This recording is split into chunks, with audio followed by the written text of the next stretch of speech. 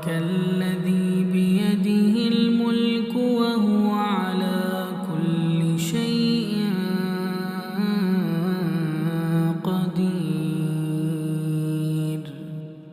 الذي خلق الموت والحياة ليبلوكم أيكم أحسن عملا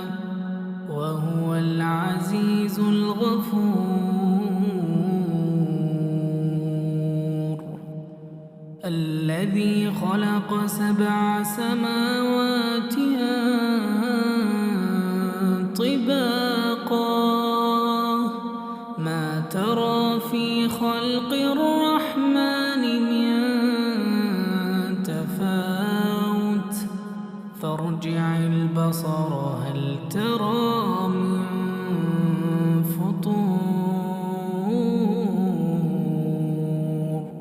ثم ارجع البصر كرتين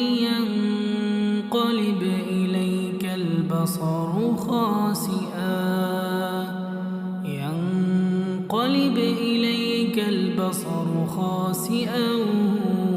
وهو حسير ولقد زينا السماء الدنيا بمصابيح وجعلناها رجوما للشياطين وأعتدنا لهم عذاب السعير وللذين كفروا بربهم عذاب جهنم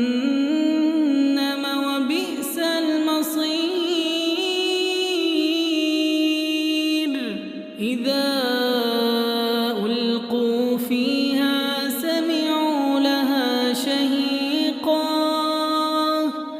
سمعوا لها شهيقا وهي تفور تكاد تميز من الغيظ كلما ألقي فيها فوج سألهم خزنتها